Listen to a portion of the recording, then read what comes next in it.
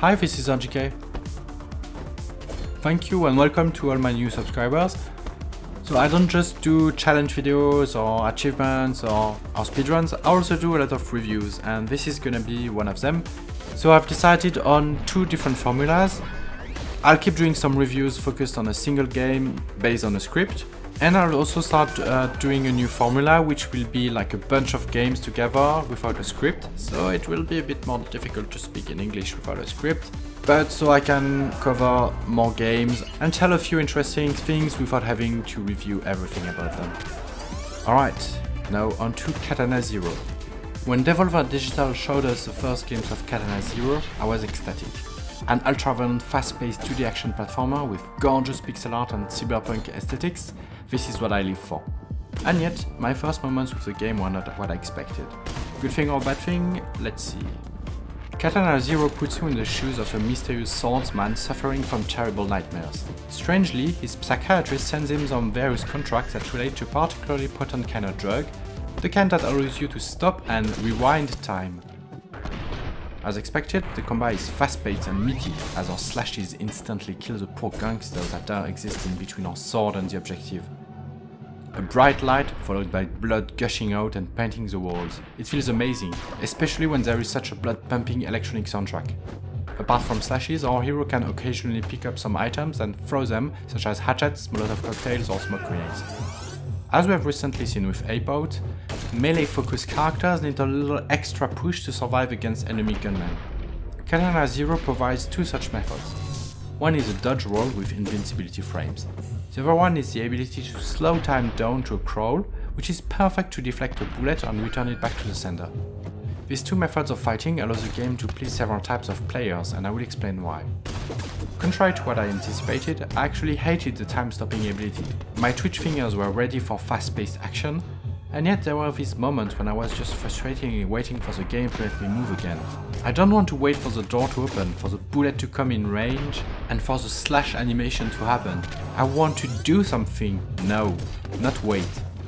I ended up disliking the game because of that, since many enemies are simply too fast to dispatch before they shoot in real time. Then I decided to play the game the way I preferred, by doing my best not to rely on Slowmo to succeed. It was much more difficult, but it was still possible thanks to that dodge roll move. Once I had mastered it, I finally started enjoying my time in the game. Thus, I can say that the powers wielded by our swordsman can appeal to both hardcore players, who breeze through the levels, as well as the rest of the audience who can take advantage of Slowmo to decimate the opposition. There are plenty of checkpoints, you never have to restart far from where you died. In terms of overall difficulty, it's easy until about halfway of its 4 hours runtime. From then on, there are more and more screens with a high density of gunmen that need to be dispatched with subtlety.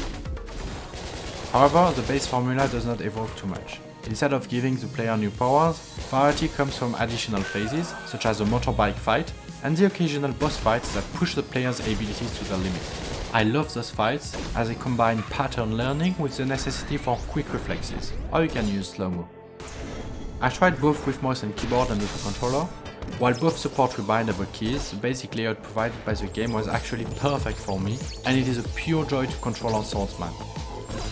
On the whole, this game is technically and artistically on point. The game runs well with practically non-existent loading times, while the pixel art on display is beautifully enhanced with detailed animations and pretty lighting effects. Finally, I need to mention the story.